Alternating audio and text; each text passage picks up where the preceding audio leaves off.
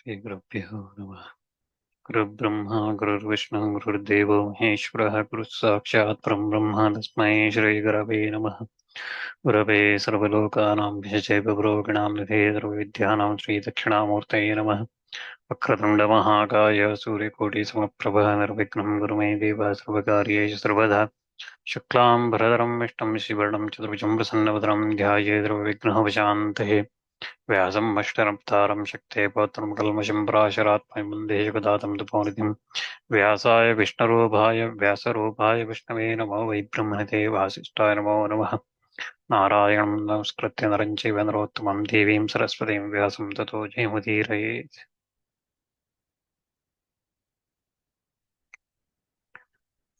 Previously, we were looking at conclusion of the Udyoga Parva, where Pandavas and Kauravas, both armies, reached Kurukshetra, and they were all prepared for that day, first day of the battle. So both the armies come face to face in the morning, and both of them prepared, and they came face to face, and they were ready. So we stopped at that point, and now we start the sixth Parva in Mahabharata, which is known as Bhishma Parva.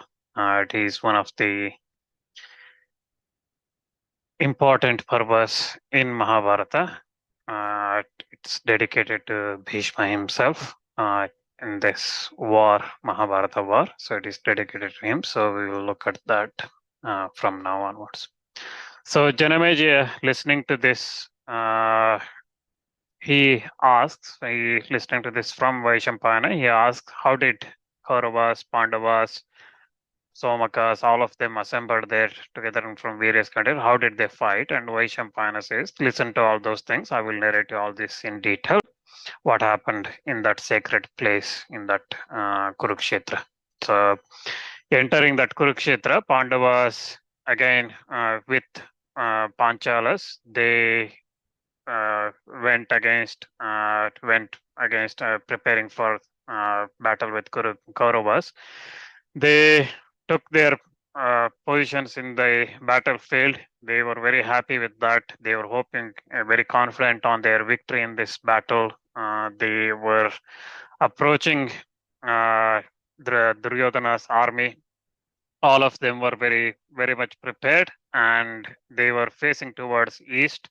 And that army, Yudhishthira made sure that everything is on the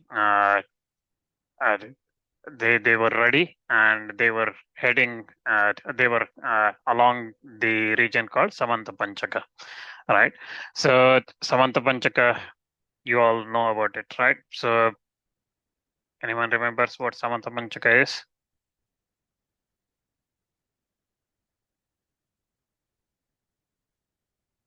You have to go back to very first chapter, Adi Parva, very first chapter, where Sutta Mahamuni explains what Samanta Panchaka is.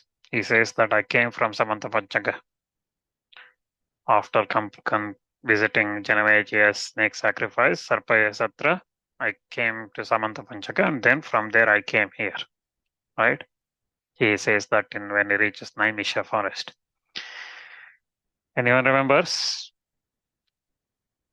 Samanta Panchaka is the lakes formed by Parashurama with the blood of Kshatriyas he killed, right? So those are the lakes that formed there near the Kurukshetra. So in that battle, when Parashurama had those 21 times, he had those went around the earth and defeated the Kshatriyas.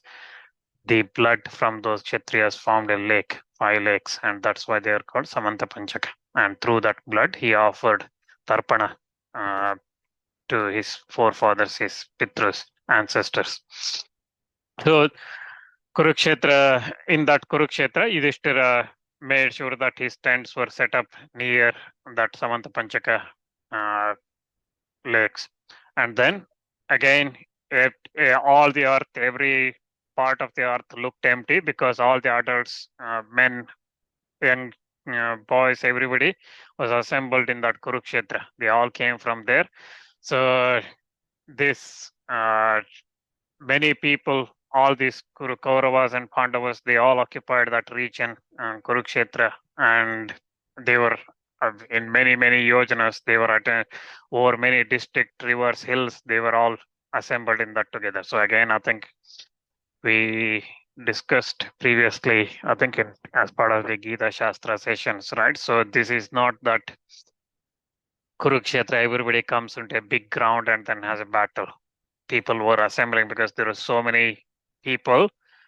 They were all battling in various places, but Kurukshetra was the center, right? So when we say Kurukshetra war, it is the center, but there were many other battles happening in around Kurukshetra where all the Kauravas and Pandavas assembled, and that's where the many, many battles were happening because not everybody could fit in that Kurukshetra. Because if you're talking about thousands and thousands of elephants alone coming there, right? So from both sides, it won't fit any sort of ground. So that's why it's covered many district, rivers, hills, forests, and things like that. All that were covered with these kind of soldiers. Again, Yudhishthira, as we looked at in the previous uh, Udyoga Parva, he made sure that all those facilities required for them is there, and he also made sure that everybody is aware of a code word, because when you are having an army from various kings joining and helping you,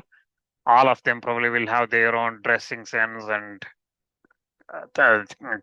colors and things like that, right? So you won't know whether somebody is from Kaurava side or Pandava side. How do you know? Because you have to, when you go and in the start fighting, another person might come. You don't know whether that person is from Panchala or whether from person is from somewhere else. So that's why he fixed a code word for all of them. So all of them recognize each other. If they say that, then that means they are on Yudhishthira's side. So again, he also made sure that all of them uh, have something, a badge on them that recognizes them as from Yudhishthira's side. So that's how they used to recognize. So as an identity, not everybody can get the same uniform, but they all had some type of badge. So all of them could recognize them, saying that these are Yudhishthira's side. So like that, they all Yudhishthira's side, all of them are prepared, and then looking at that Duryodhana with white umbrella held over his head, he again with among those thousands of elephants and his 100 brothers, he was preparing and he looked at that Pandava's army, and he again became very happy, and he was very confident that at that time he loudly blew his conch shell.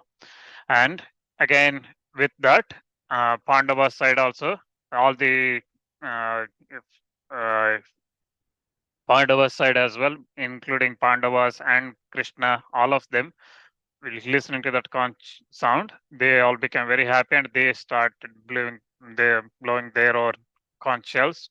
Krishna, Arjuna blew their own celestial conch shells, and then hearing that, they all the soldiers and everybody assembled there, they become uh, fear struck because it is such a loud noise from those things. Again, we know from Virata War when Arjuna blew his conch shell, Kaurava's army and everybody soldiers were fainted, right?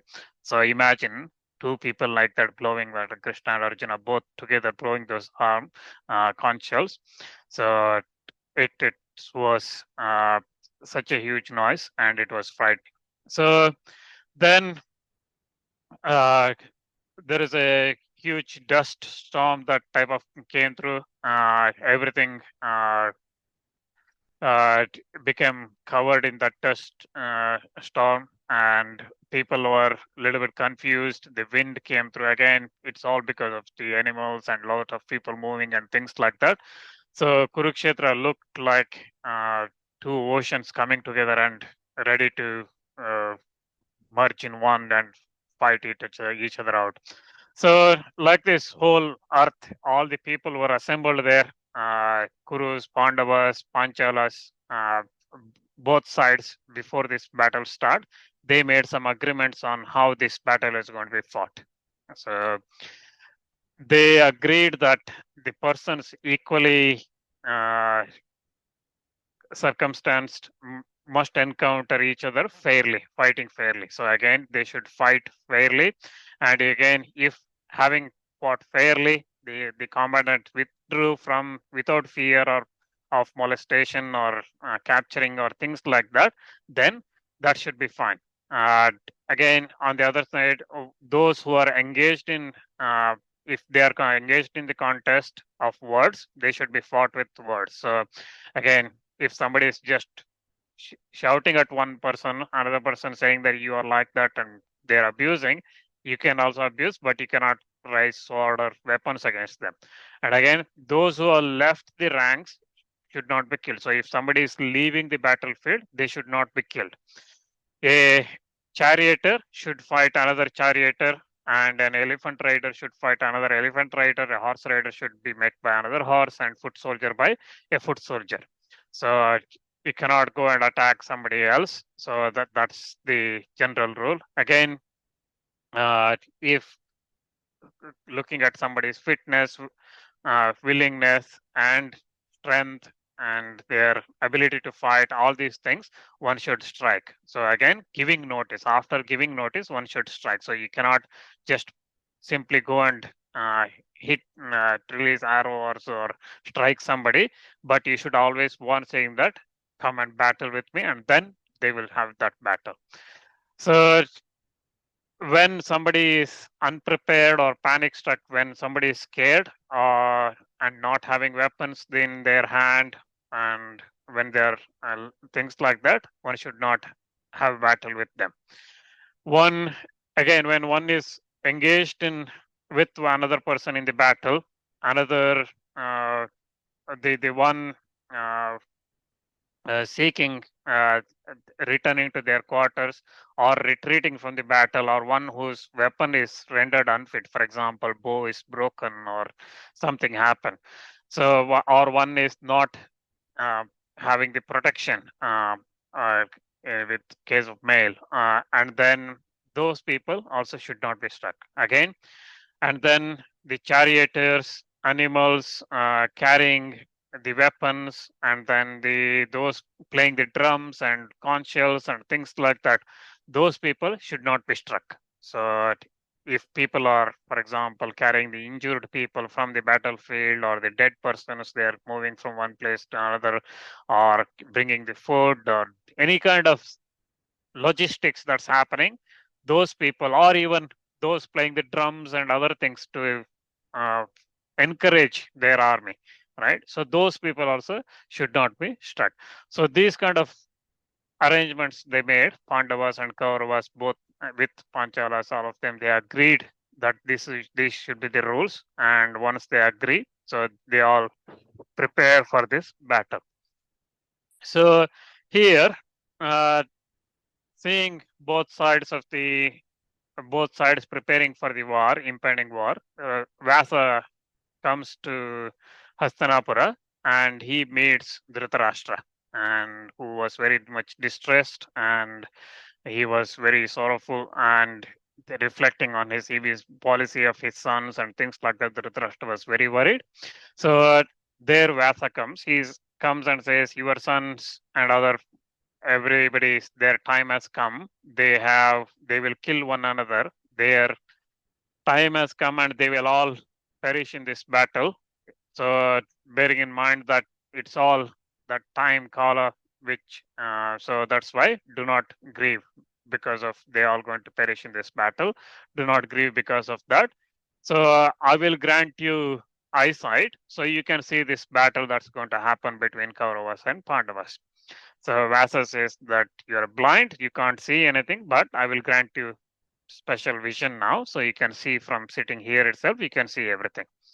Dhritarashtra says, I don't want to see the slaughter of my children, so but I want to hear all this battle very in detail.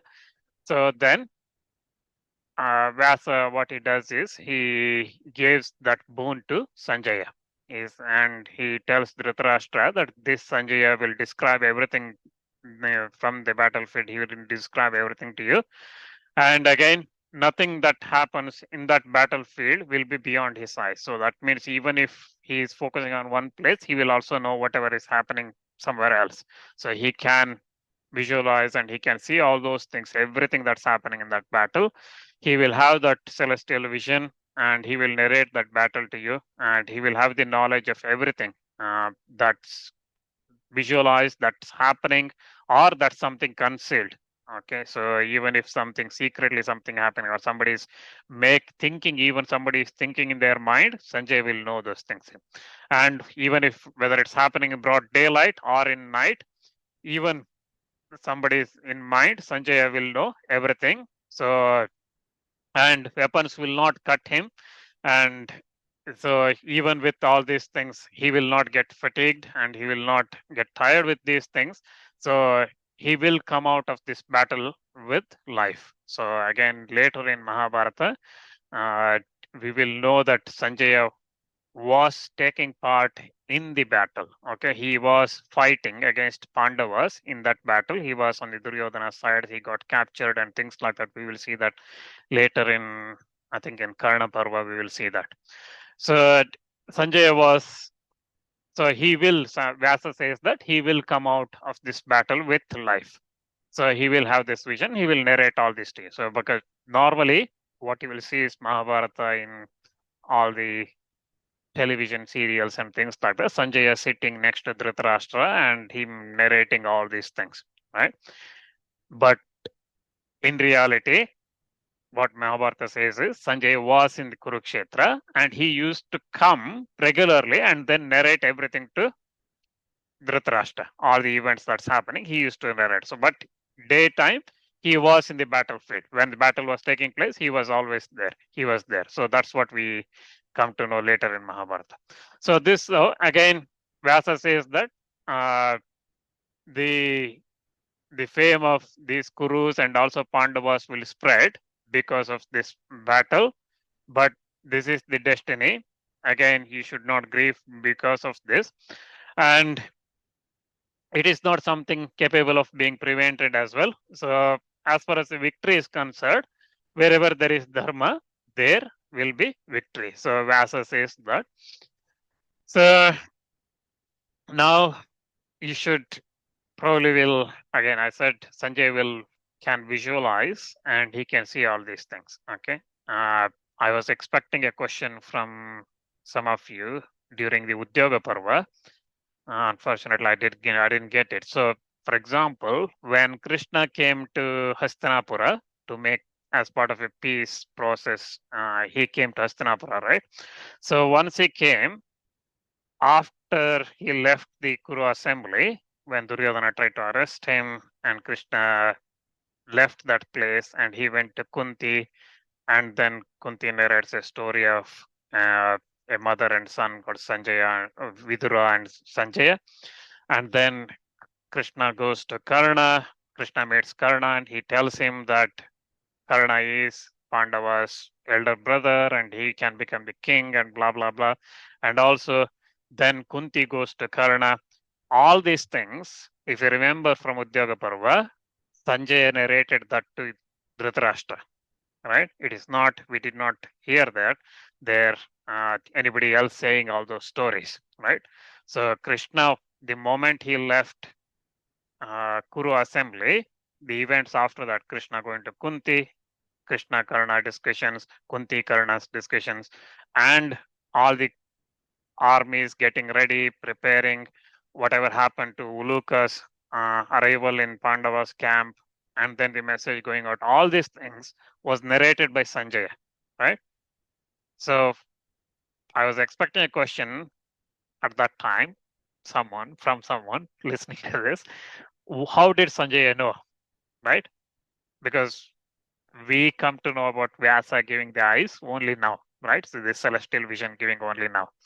So even though this section here, Vyasa coming and giving that celestial vision is included here in the Bhishma Parva, just before the first arrows are released between the two armies when they come face to face, even though it's said here, this event, we can see that it has happened at the time when Vyasa and all the other rishis came to Hastinapura along with Krishna, right? At that time, when it was kind of definite that the battle was going to happen between Kurus and Pandavas, at that time itself, this event took place where Vyasa gave that celestial vision to Sanjay. That's why, from that point onwards, Sanjay was narrating all the things that's happening both in Kuru camps as well as in Pandavas. He was narrating all that to Dhritarashtra.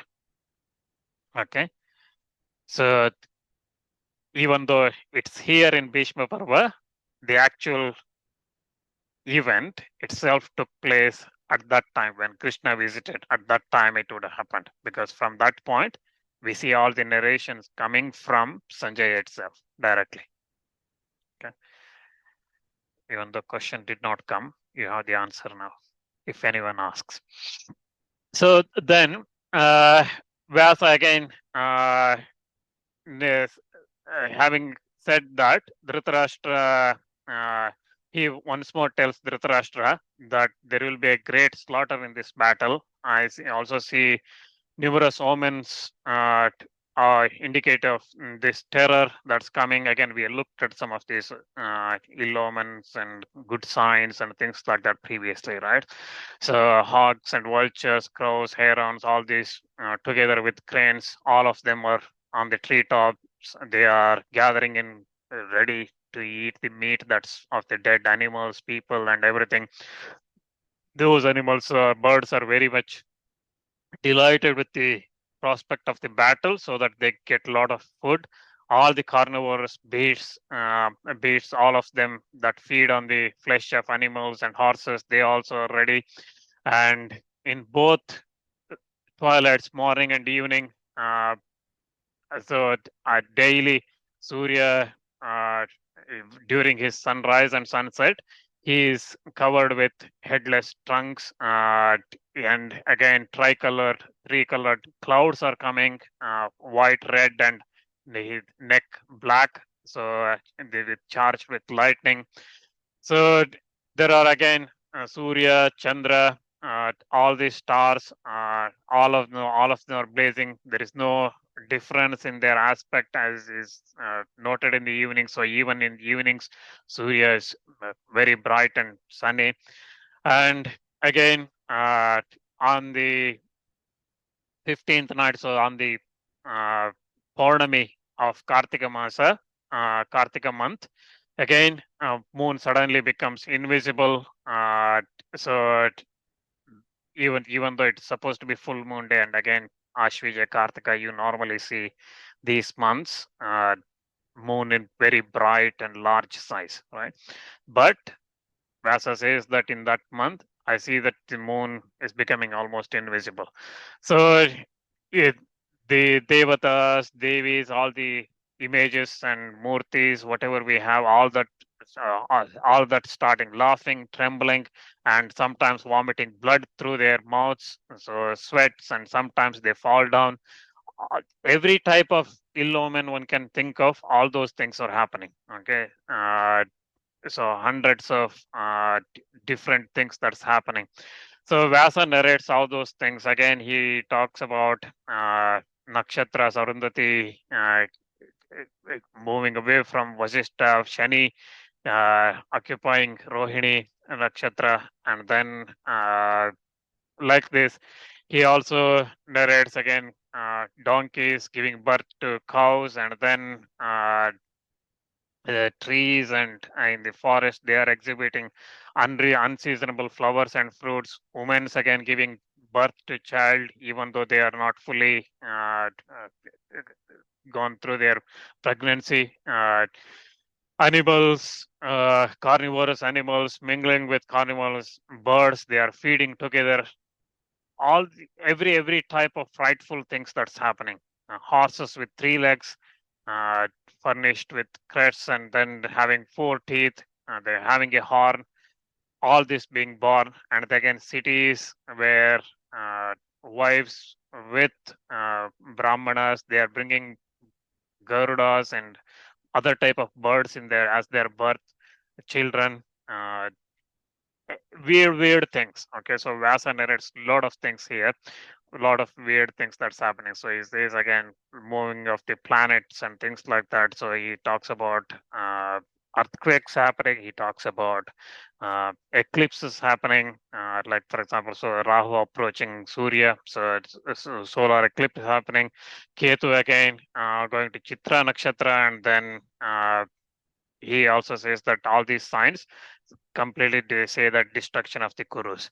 And also he talks about Pushya Nakshatra rising, and then he talks about Maga and Brahaspati moving towards, Mars, Angar moving towards Maga and Brahaspati towards Shravana Nakshatra, Shani approaching Bhaga, and many planetary things as well. So he describes. And again, some of this, what happens is these days, some astrologers, what they do is they have gone back in the clock and then calculated when some of these events might have happened.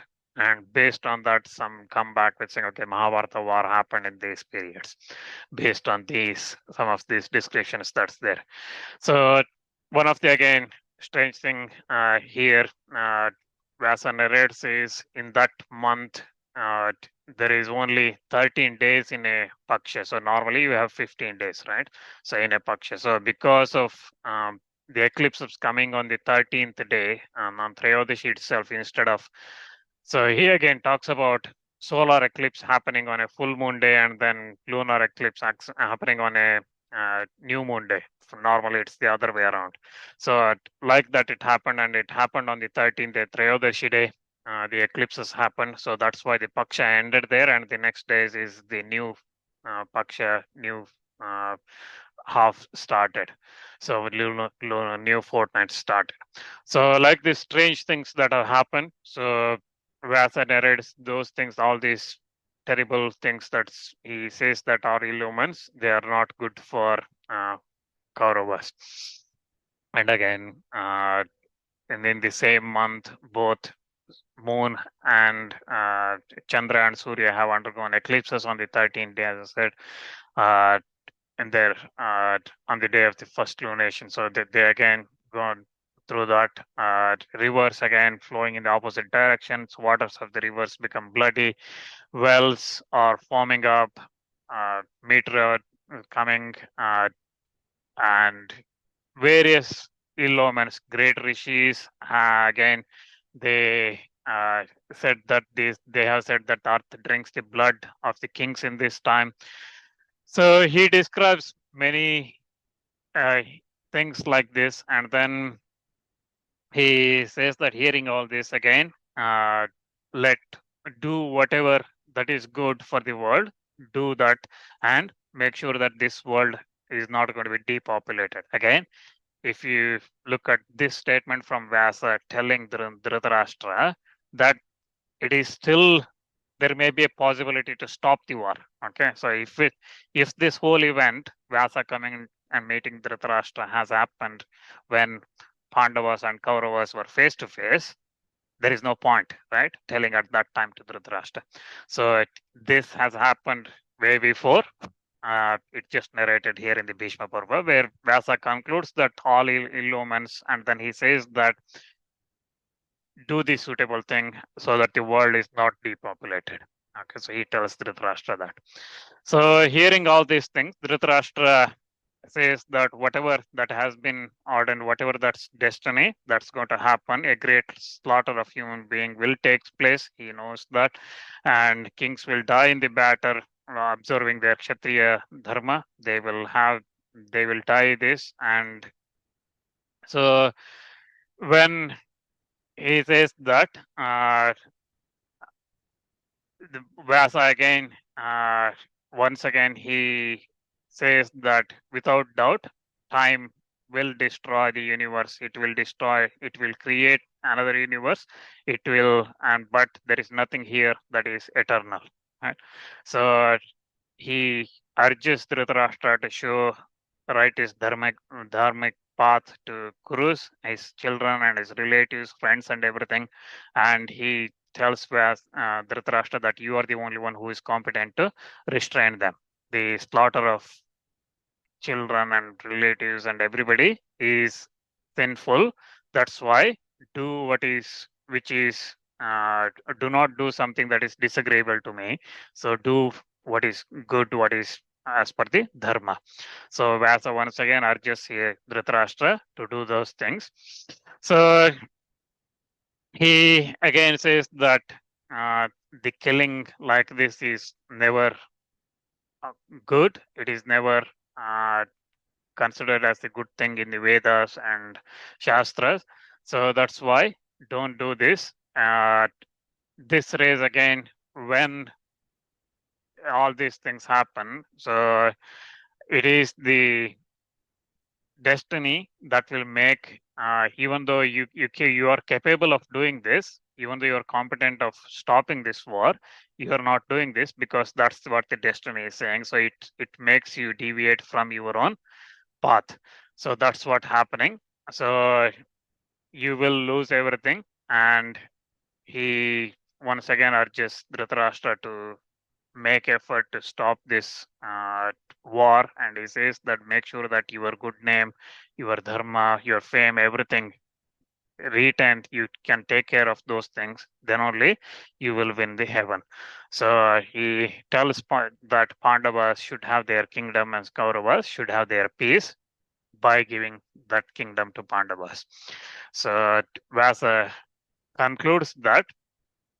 So when he was saying that Dhritarashtra, once again he says that he again he says that my knowledge, as for my knowledge of life and death is similar to yours. So because there is nothing permanent here, everything comes and goes. The but I am concerned with my own interest, and that's why I'm deprived of judgment. I cannot make any judgment because I'm only very much attached to my son. So whatever my son says, that's what happening. But my son is not obedient to me, and whenever I tell him something, he does not listen to me. My understanding again is I also not I'm also not interested in committing sin, but I can't do anything. You are the one who can give me fame and achievements and everything, virtue and everything. You are the one who can do all these things. So help me in this. So Vyasa tells him that, uh, tell me freely what's in your mind. I will remove your doubt. So again, Dhritarashtra was asking for help, and Vyasa tells, "What do you want? What do you want me to do?" And Dhritarashtra says that I want to hear you from all the indications that happens to those who become victorious in battle. Again, so far Vyasa has told him all the ill-omens that's coming. So here Dhritarashtra is asking, what is the good signs that come for those who are uh, uh, going to be victorious. Vyasa again narrates those signs. So where when they're Agnikara, when they're doing sacred fire, and that fire, home of fire, that becomes very bright and it lights up and it ascends upwards and it bends towards rights. And again, if you look at the ill-omen, it's the opposite, right? It loses its shine, it does not flame does not rise up, it bends towards left and all those things. So here it bends towards right and it blazes up without smoke. And again, uh, when ghee and other things poured into that, it releases a fragrant scent. And all these are indications. And again, conches and all the other drums, they make deep sound. Surya as well as Chandra, they give pure rays at their perfect time. Crows and other animals, they cries, which is agreeable. Again, crows cries, you probably heard in the villages. There are two types of crows cries, right? So whenever they uh, make sound, so people say this is good, bad, and they try to scare the crow. Sometimes it's okay. They're just searching for food and calling other crows and things like that. So it's okay. So there are things, and so he narrates the good signs that's coming. So all the uh, people, everybody will be cheerful. The oceans and everything, they all calm at that time. So he narrates various things that's coming. Uh, the whatever one wants to hear, see, taste, touch, smell, all these things, they all become auspicious. They all become nice, and again, the army as well. They are very much motivated in that such an army. They are very much focused. They are uh, t- at, focusing towards their objectives. They are very much confident. Uh, he also, Vyasa also narrates, says that in an army, when if people are uh, very much happy and things like that, there's the indication of victory. But on the other hand, if even if one soldier is panics, then entire army it can take fright from that and then disappear and they can fly from that bed. So it is important so that everybody, everybody in that army, they are in the same level and same level confidence.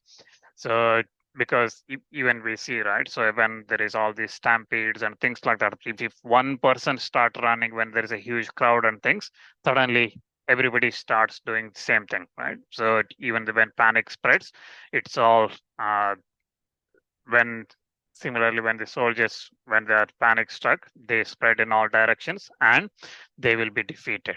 So that's why Vyasa says that the intelligent person is the one who achieves success through negotiation and through disunion among the enemies. And he finally, while the last option, he goes for the battle, but that's the least favorite one. That's the worst option because negotiation, disunion, these are the things one should do. So the army, the victorious army is not always the one that has the large number of large army, but it's the one. It could be the one who has the who has the depends on the chance, which takes the chance and the work. That's going to be the victorious one. So that's why you don't think that your army you got stronger army than Pandavas and you can win. So don't think like that. So having said that, Vyasa leaves that place and Dhritarashtra also having heard all those things, he reflects in silence and then he began to sigh repeatedly and then he asks Sanjaya, Sanjaya, these kings have come from various parts of the earth. So tell me all of them from this earth, if they have come from various places, this earth must have many different properties, attributes to it. So tell me many thousand, many millions, many 10 million, 100 million people that have come to this Kurukshetra. Tell me about them with accurate detail about the situation, dimensions, the country, cities from where they have come, and their strength and all those things. So you've because of Vyasa's blessings, you have that sight now. You can see all those things, so you can tell everybody everything that where they have come, what they have done, and all those things. Tell me all those things. So Sanjay starts narrating these details of where the people have come from and what is the attributes of the earth, what the earth looks like, and all those things. He starts narrating that. We will look at that details probably next time. Any questions for today?